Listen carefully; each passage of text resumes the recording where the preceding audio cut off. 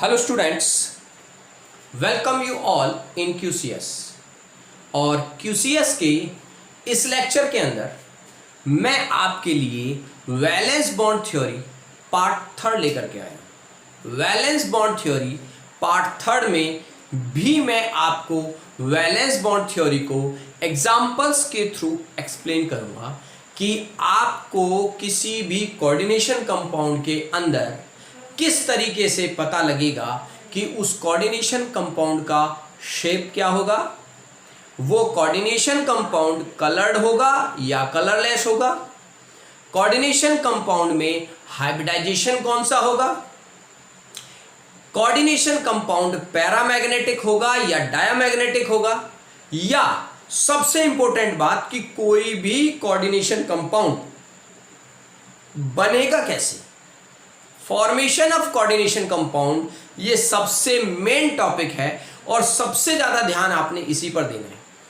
अगर आपको formation of coordination compound आ गया तो 101% आप बाकी के सभी क्वेश्चंस को कर पाएंगे। और वो बाकी के सभी क्वेश्चन कौन से हैं? सबसे पहला है फॉर्मेशन ऑफ कोऑर्डिनेशन कंपाउंड। फिर आपको कोऑर्डिनेशन नंबर पता होना चाहिए कोऑर्डिनेशन कंपाउंड का। कोऑर्डिनेशन नंबर ही आपको क्या बताएगा? उस कोऑर्डिनेशन कंपाउंड का शेप बताएगा। वो कैसे बताएगा? हाइब्रिडाइजेशन के थ्रू। जब आपको कोऑर्डिनेशन नंबर पता होगा तो आप फॉर्मेशन ऑफ कंपाउंड के थ्रू बता पाएंगे कि उसमें कौन सा हाइब्रिडाइजेशन हो रहा है। हाइब्रिडाइजेशन ही आपको उस कोऑर्डिनेशन कंपाउंड का क्या दे देगा? शेप दे देगा।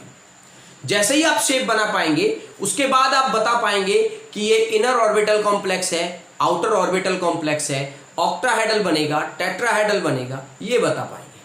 फिर आप बता पाएंगे कि उसकी मैग्नेटिक प्रॉपर्टी क्या है, वो पैरामैग्नेटिक बिहेवियर शो करेगा या डायामैग्नेटिक बिहेवियर शो करेगा। और उसी के साथ साथ 6th क्वेश्चन और ऐड कर देता हूं मैं कि वो कंपाउंड आपका कलर्ड होगा या कलरलेस होगा। तो एक बार फिर से मैं वैलेंस बॉन्ड थ्योरी के पार्ट 3 में मैं आपको वैलेंस बॉन्ड थ्योरी में फॉर्मेशन ऑफ कोऑर्डिनेशन कंपाउंड को एक्सप्लेन कर रहा हूं। बहुत इजी तरीके से एक्सप्लेन कर रहा हूं। बहुत ध्यान से आप लेक्चर को देखिए, आप सारे क्वेश्चंस को कर पाएंगे। और मुझे पता है कि आपके कहां पर कौन कौन से डाउट्स निकल के आते हैं। उन डाउट्स को भी मैं पॉइंट आउट करूंगा, साथ के साथ आपको बताऊंगा कि आपको कहां दिक्कत हो रही है। राइट स्टूडेंट्स, तो हम स्टार्ट करते हैं। आपको पता ही होगा कि ये लेक्चर कौन से यूनिट से है। ये लेक्चर है कोऑर्डिनेशन कंपाउंड से। देखिए जरा, इधर यूनिट है हमारी कोऑर्डिनेशन कंपाउंड और टॉपिक है हमारा वैलेंस बॉन्ड थ्योरी। और वैलेंस बॉन्ड थ्योरी का भी कौन सा पार्ट करेंगे? हम पार्ट 3 करेंगे, जिसमें हम formation of this compound and this compound, दोनों कंपाउंड की फॉर्मेशन करेंगे हम बहुत अच्छे से और इजी तरीके से। मैं आपको आज ये फॉर्मेशन बताने वाला हूं ताकि आपके इससे पहले पार्ट 2 में जो थोड़े बहुत डाउट्स रहते हैं वो भी आज आपके क्लियर हो जाए। तो स्टूडेंट्स, अब स्टार्ट करते हैं। देखिए जरा, सबसे पहले हमको दिया क्या गया है? हमें दिया गया है फॉर्मेशन ऑफ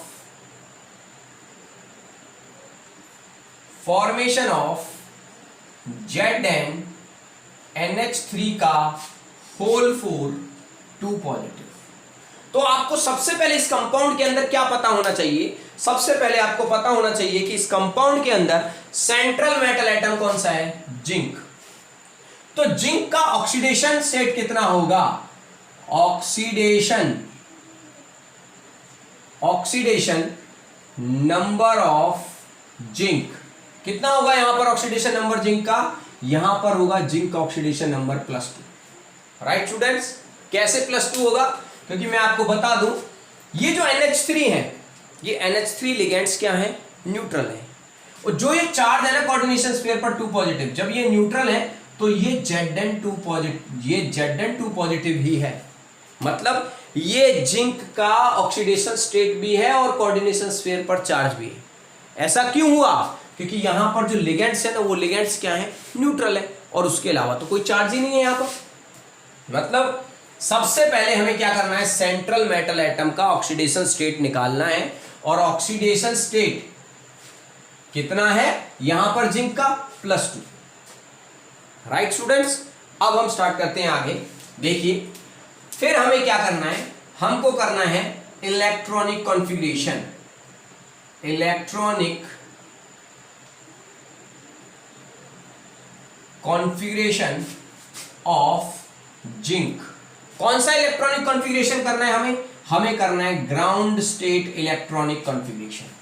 और जिंक का ग्राउंड स्टेट इलेक्ट्रॉनिक कॉन्फ़िगरेशन क्या होता है? हमको पता है जिंक का एटॉमिक नंबर होता है 30, राइट।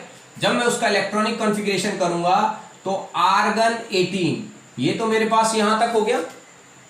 आगे मेरे पास क्या आ जाएगा? मेरे पास आएगा 3d10 और 4s2, right students.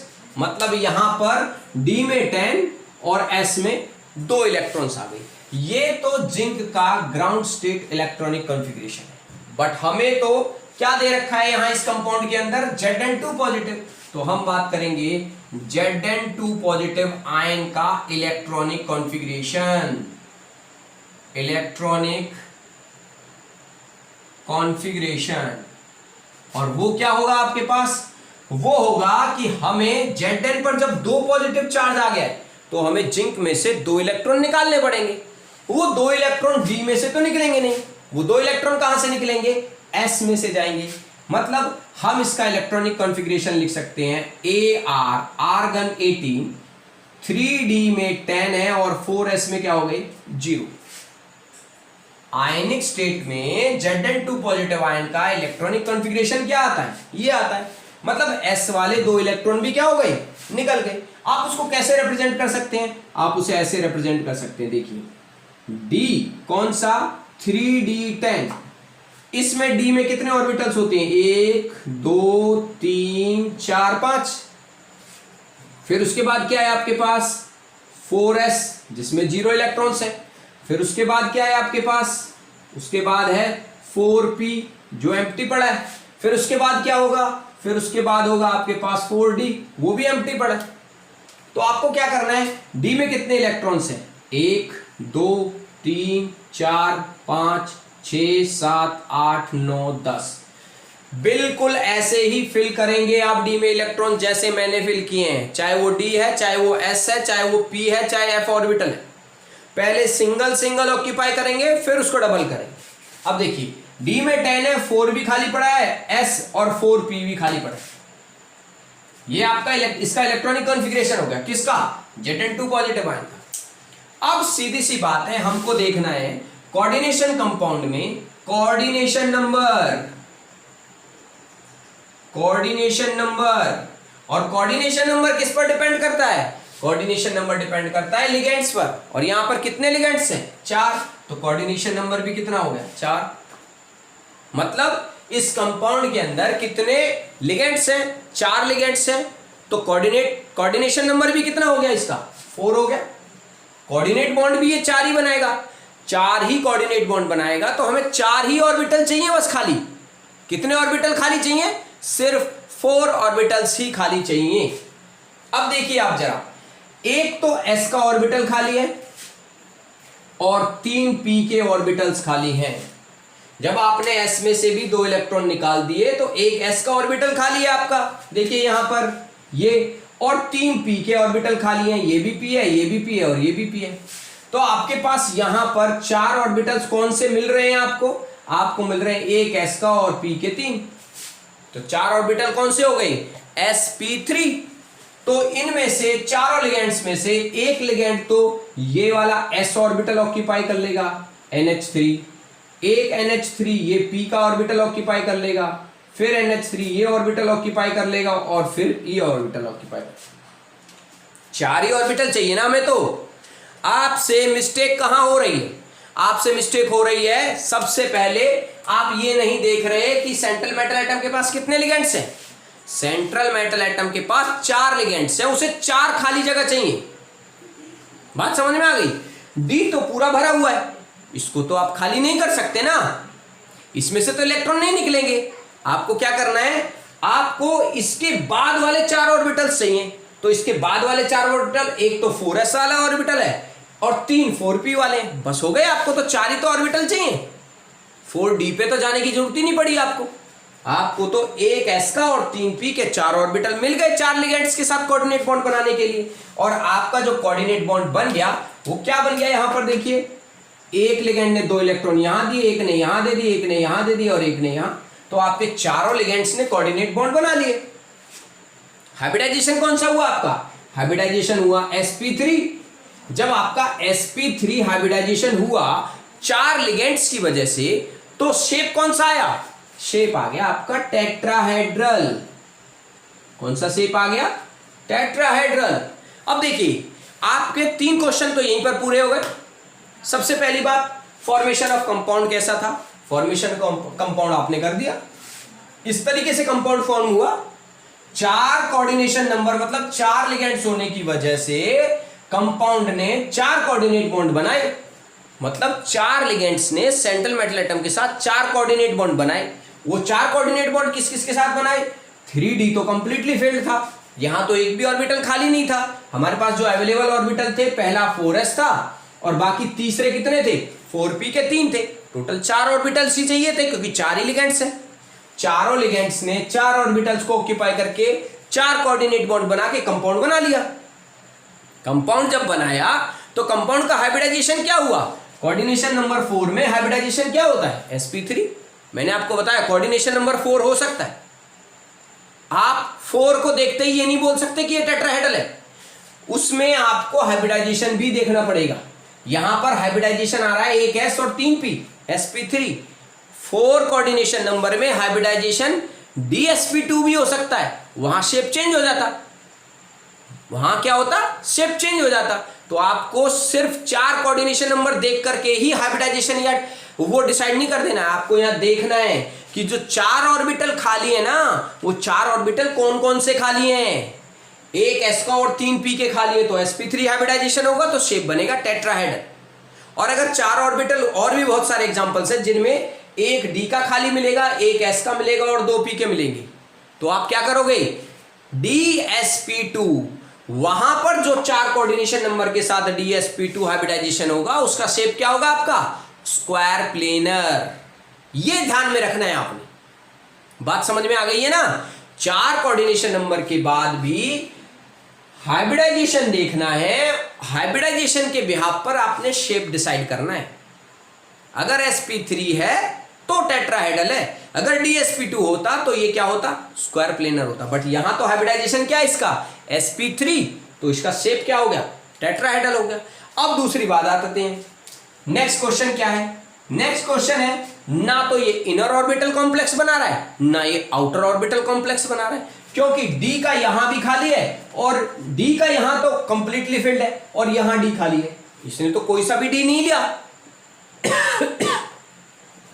d orbital कोई सा भी यूज नहीं किया, इसलिए ना तो ये इनर ऑर्बिटल कॉम्प्लेक्स है और ना ये आउटर ऑर्बिटल कॉम्प्लेक्स है। बात क्लियर हो गई? आगे चलते हैं। मैग्नेटिक बिहेवियर, मैग्नेटिक प्रॉपर्टी या मैग्नेटिक बिहेवियर। मैंने आपको बताया मैग्नेटिक बिहेवियर में अगर d के अंदर सारे पेयर में हो इलेक्ट्रॉन तो डायमैग्नेटिक होता है, और d में एक भी अनपेयर हो जाए तो पैरामैग्नेटिक होता है। अब देखिए यहां पर तो d में क्या है? सब के सब पेयर में है, मतलब ये कौन सी प्रॉपर्टी शो करेगा? ये डायामैग्नेटिक प्रॉपर्टी शो करेगा। Diamagnetic property. राइट स्टूडेंट्स, अब आ जाते हैं कलर पर। नेक्स्ट प्रॉपर्टी क्या आती है? नेक्स्ट प्रॉपर्टी आती है कलर। अब कलर में भी मैंने आपको बताया, अगर d में एक भी ऑर्बिटल एम्प्टी है या सिंगल इलेक्ट्रॉन है तो वो कलर शो करेगा। कुल मिला के अगर d एम्प्टी है तभी कलर शो होगा।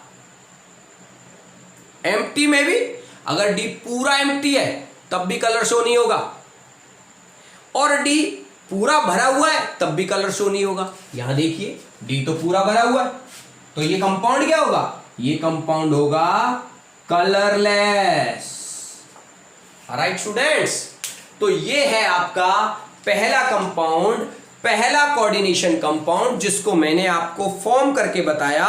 और मैंने आपको बताया कि जब भी किसी कोऑर्डिनेशन कंपाउंड को आप फॉर्म करेंगे तो वहां पर आप सबसे पहले सेंट्रल मेटल एटम देखेंगे।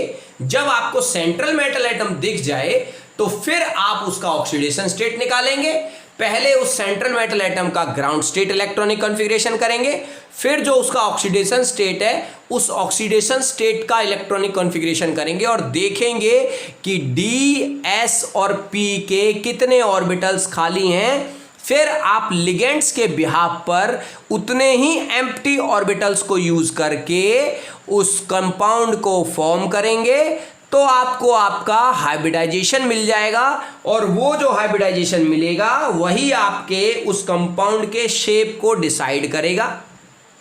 उसी हाइब्रिडाइजेशन के बिहाफ पर उसकी मैग्नेटिक प्रॉपर्टी डिसाइड होगी डी ऑर्बिटल को देख करके, और उसी के बिहाफ पर आप उसे इनर और आउटर ऑर्बिटल कॉम्प्लेक्स में डिफाइन करेंगे और उसी के बिहाफ पर आप देखेंगे कि वो कलरलेस होगा या कलर शो करेगा।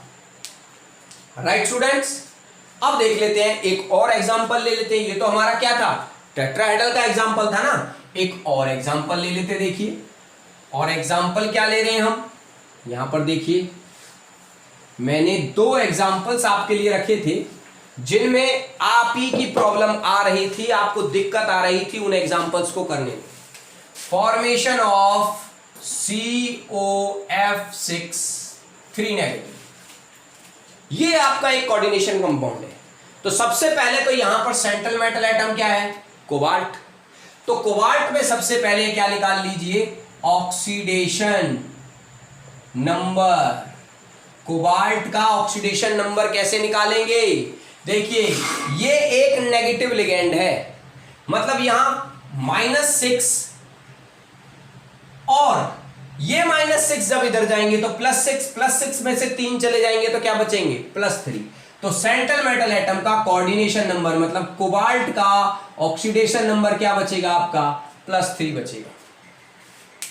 हमेशा जब भी आप सेंट्रल मेटल एटम का ऑक्सीडेशन स्टेट निकालने के लिए जाएं तो आप एक चीज दिमाग के अंदर रख लीजिए, मेटल ही होता है सेंट्रल मेटल एटम और मेटल पर हमेशा ऑक्सीडेशन स्टेट पॉजिटिव आती है। आप ये ना देखें कि इस पर 3 नेगेटिव है तो 3 नेगेटिव ही ऑक्सीडेशन स्टेट होगी। सेंट्रल मेटल एटम की ऑक्सीडेशन स्टेट निकालते कैसे हैं, देखिए इधर आपको क्या करना है, आपको जिसका ऑक्सीडेशन स्टेट निकालना है उसे एक्स अज्यूम करना है, प्लस का साइन लगाना है, फ्लोरीन पर -1 चार्ज होता है और 6 फ्लोरीन होते हैं, इक्वल टू के इधर कोऑर्डिनेशन स्फीयर पर -3 दे रखा है वो रखना है। अब देखिए x -6 इज इक्वल टू -3, ये माइनस का 6 जब इधर जाएगा तो ये हो जाएगा प्लस का 6 -3, तो आपके पास क्या बचेगा, x + 3। इस तरीके से आपको ऑक्सीडेशन स्टेट निकालना है सेंट्रल मेटल एटम। निकल गया। अब हम बात करते हैं इलेक्ट्रॉनिक कॉन्फ़िगरेशन। कौन सा, ground state electronic configuration, electronic configuration of CO cobalt, जिसका एटॉमिक नंबर कितना होता है, 27।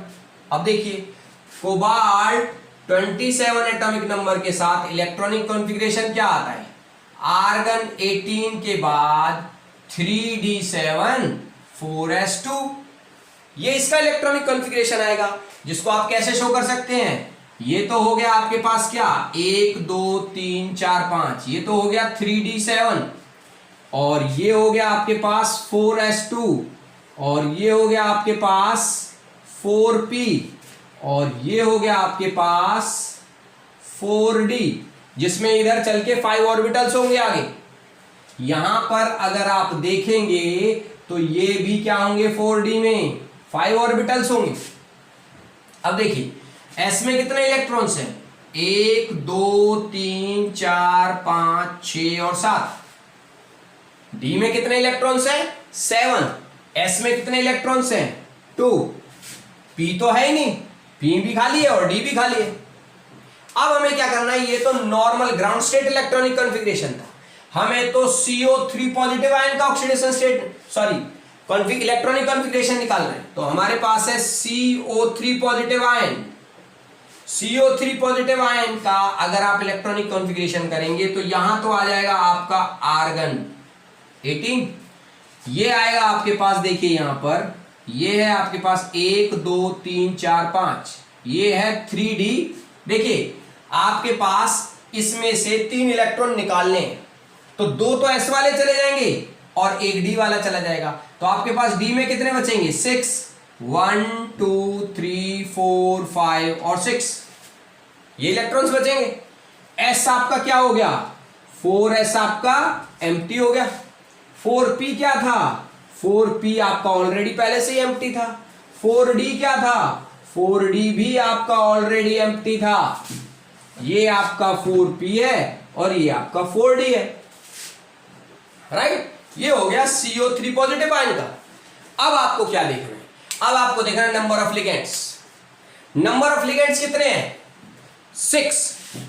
तो आपको कितने ऑर्बिटल्स चाहिए? खाली 6 ऑर्बिटल्स चाहिए। बट देखिए डी में तो पांचों में चाहे एक एक भी इलेक्ट्रॉन है सिंगल, बट डी तो खाली नहीं है ना। आप डी को खाली भी नहीं कर सकते। क्यों? क्योंकि यहां पर जो ये फ्लोरीन लिगेंड्स है ना, ये वीक लिगेंड्स हैं। मैं आपको पार्ट 4 वैलेंस बॉन्ड थ्योरी में लिमिटेशन भी बताऊंगा और एक सीरीज भी बताऊंगा जिसे हम स्पेक्ट्रोकेमिकल सीरीज बोलते हैं। उसी सीरीज के बिहाफ पर आपको पता लगेगा कि कौन से लिगेंड स्ट्रांग होते हैं और कौन से लिगेंड वीक होते हैं। जो स्ट्रांग लिगेंड्स होते हैं ना, अगर यहां F की जगह कोई स्ट्रांग लिगेंड होता तो ये 2 इलेक्ट्रॉन यहां पेयर हो जाते और ये 2 ऑर्बिटल खाली हो जाते। बट फ्लोरीन क्या है? फ्लोरीन हमारा वीक लिगेंड है। ये इन दोनों इलेक्ट्रॉन्स को यहां पेयर नहीं कर सकता। मतलब ये डी में जैसे भी इलेक्ट्रॉन है ना उतने ही रहेंगे। हम डी के ऑर्बिटल को खाली नहीं कर सकते। तो हमें तो कितने ऑर्बिटल्स चाहिए? 6 ऑर्बिटल्स चाहिए। और वो 6 ऑर्बिटल्स कैसे आएंगे? देखिए यहां से काउंट करना, यहां तक तो इलेक्ट्रॉन है, आगे से काउंट करना स्टार्ट कीजिए। 1 2 3 4 5 और 6। आप अगर ध्यान से देखेंगे तो ये 6 ऑर्बिटल्स कौन से बनते हैं? ये 6 ऑर्बिटल्स बनते हैं, एक s का बनता है, 3 p के बनते हैं p3 और 2 d के बनते हैं d2। हाइब्रिडाइजेशन क्या हो गया आपका? आपका हाइब्रिडाइजेशन हो गया sp3d2। मतलब एक फ्लोरीन यहां पेयर देगा, एक फ्लोरीन यहां कोऑर्डिनेट बॉन्ड बनाएगा, एक फ्लोरीन यहां कोऑर्डिनेट बॉन्ड बनाएगा, एक फ्लोरीन यहां बनाएगा, एक फ्लोरीन यहां बनाएगा, एक फ्लोरीन यहां बनाएगा। टोटल 6 फ्लोरीन है, मतलब 6 लिगेंड्स हैं और 6 के 6 लिगेंड्स अपने एक एक पेयर को दे करके यहां पर देखिए आप क्या बना लेंगे? कोऑर्डिनेट बॉन्ड बना लेंगे 6 एम्प्टी ऑर्बिटल्स को यूज करके। और कौन सा हाइब्रिडाइजेशन हो जाएगा? हाइब्रिडाइजेशन आपका sp3d2 हो जाएगा। अब देखिए हमने यहां पर कौन सा हाइब्रिडाइजेशन लिया? sp3d2। तो इसका शेप क्या हो जाएगा? इसका शेप हो जाएगा ऑक्टाहेड्रल। ये तो क्लियर हो गया आपको, शेप तो ऑक्टाहेड्रल हो गया। पर ये कंपाउंड आपका इनर ऑर्बिटल है या आउटर ऑर्बिटल? अब देखिए अंदर वाला डी ऑर्बिटल तो यूज नहीं किया ना आपने बाहर वाले डी ऑर्बिटल को यूज किया है, क्योंकि बाद में आ रहा है d2। जब आप बाहर वाला डी ऑर्बिटल यूज करते हैं ना तो उसको बोलते हैं high spin complex. High spin complex या outer orbital complex. Orbital complex. तो ये जो ऑक्टाहेड्रल शेप बना, ये ऑक्टाहेड्रल हाई स्पिन कॉम्प्लेक्स कहलाएगा या आउटर ऑर्बिटल कॉम्प्लेक्स कहलाएगा। ये आपका हुआ क्वेश्चन 3rd। सबसे पहला question formation of this compound, वो हाइब्रिडाइजेशन से पता लगा आपको, हाइब्रिडाइजेशन निकल गया, उससे आपको शेप पता लगा। शेप हाइब्रिडाइजेशन से आपको शेप भी पता लगता है, हाइब्रिडाइजेशन से आपको ये भी पता लगता है कि ये आउटर ऑर्बिटल कॉम्प्लेक्स है या इनर ऑर्बिटल कॉम्प्लेक्स है। तो आपको पता लग गया ये आउटर ऑर्बिटल कॉम्प्लेक्स है, मतलब हाई स्पिन कॉम्प्लेक्स। अब आपको क्या पता करना है? अब आपको पता करना है मैग्नेटिक बिहेवियर। Magnetic behaviour. देखिए आपने जब भी मैग्नेटिक बिहेवियर देखना है ना तो किसको देखना है? 3D को। 3D में देखो अनपेयर्ड इलेक्ट्रॉन है 4 अनपेयर्ड इलेक्ट्रॉन है 3D में। और मैंने बोला अगर एक भी अनपेयर्ड इलेक्ट्रॉन होता है ना डी में तो वो पैरामैग्नेटिक होता है। यहां तो 4 अनपेयर्ड है, तो ये क्या मैग्नेटिक बिहेवियर शो करेगा? पैरामैग्नेटिक। पैरामैग्नेटिक होगा ये, राइट स्टूडेंट्स। अब बात करते हैं किसकी? कलर की। कलर शो करेगा या कलरलेस होगा? देखिए मैंने आपको एक और चीज बताई, अगर डी में एक भी खाली ऑर्बिटल है ना, एक भी खाली ऑर्बिटल है या सिंगल इलेक्ट्रॉन है तो कलर शो करेगा। देखो यहां तो 4 खाली है, इसका मतलब ये क्या होगा? कलर्ड होगा। क्या होगा? कलर्ड होगा। तो इस तरीके से आपको फॉर्मेशन ऑफ कोऑर्डिनेशन कंपाउंड्स को करना है, इस तरीके से आपको क्वेश्चंस को अटेम्प्ट करना है। उनके लिए सबसे ज्यादा जरूरी है क्वेश्चंस का कि आपको सेंट्रल मेटल एटम का एटॉमिक नंबर पता होना चाहिए। एटॉमिक नंबर के साथ साथ आपको इलेक्ट्रॉनिक कॉन्फ़िगरेशन आना चाहिए, दोनों तरीके का, ग्राउंड स्टेट भी और एक्साइटेड स्टेट भी। और फिर उसके बाद उसकी आयनिक स्टेट का इलेक्ट्रॉनिक कॉन्फ़िगरेशन आना चाहिए आपको।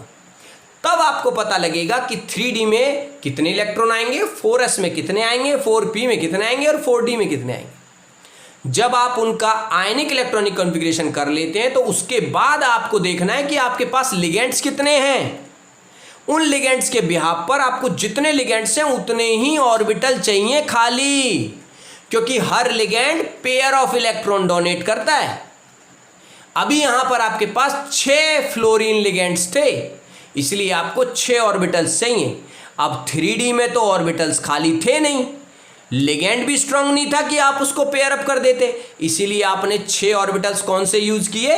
एक s वाला 4s, 3 4p वाले और 2 4d वाले।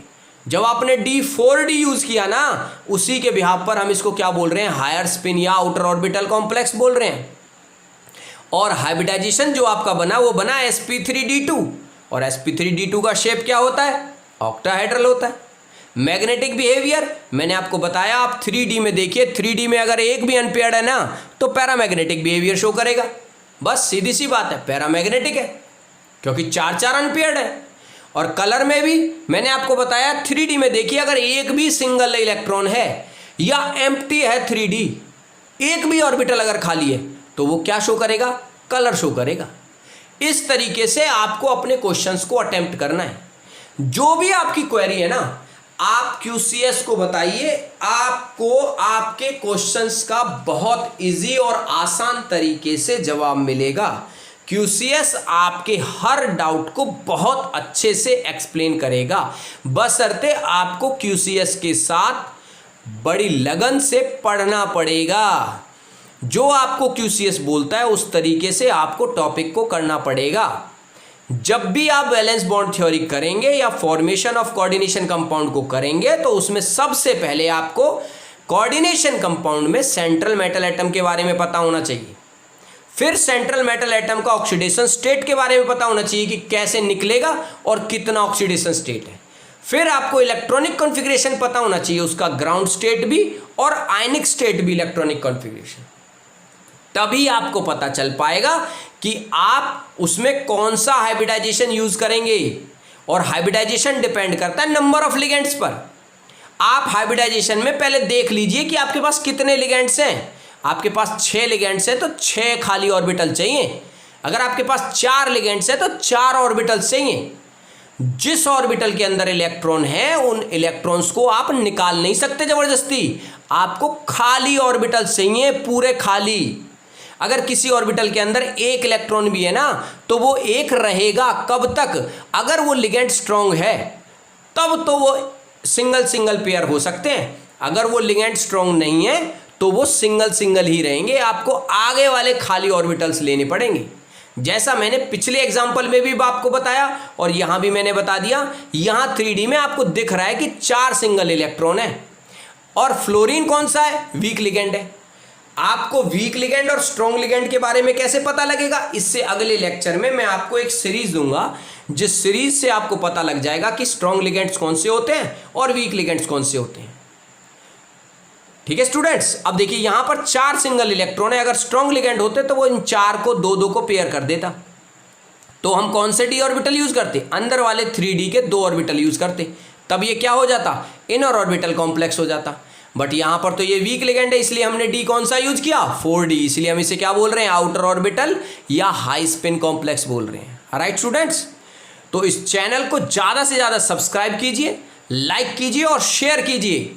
और अगर आपको ये लेक्चर समझ में आता है तो इसको अपने फ्रेंड्स को भी समझाइए और इस लेक्चर से रिलेटेड जितने भी फॉर्मेशन ऑफ कंपाउंड्स हैं उन फॉर्मेशन ऑफ कंपाउंड्स को कीजिए। अगर कोई आपका डाउट है तो आप QCS को लिखिए कमेंट बॉक्स में कि QCS हमें इस डाउट को क्लियर कीजिए। QCS आपके उस डाउट को बहुत आसानी से आप ही के लेवल पर आप आकर के आपको समझाएगा। और अगला जो नेक्स्ट इसका पार्ट है वैलेंस बॉन्ड थ्योरी पार्ट 4, वो और भी ज़्यादा इंपॉर्टेंट होने वाला है, क्योंकि उस पार्ट में मैं आपको इसकी लिमिटेशंस के साथ साथ कंप्लीट VVT के बारे में बताऊंगा, जहां मैं आपको स्ट्रॉन्ग फील्ड लिगेंड और वीक फील्ड लिगेंड के बारे में भी बताऊंगा, ताकि आपको वहां पर पेयर अप करना भी आ जाए स्ट्रॉन्ग फील्ड लिगेंड्स के केस में, और आप इस कंसेप्ट को बहुत अच्छे से किसी भी तरह के क्वेश्चंस को अटेम्प्ट कर सकें। राइट स्टूडेंट्स, तो QCS के चैनल को ज़्यादा से ज़्यादा सब्सक्राइब कीजिए और इस चैनल को लाइक और शेयर करना ना भूलें। Good luck.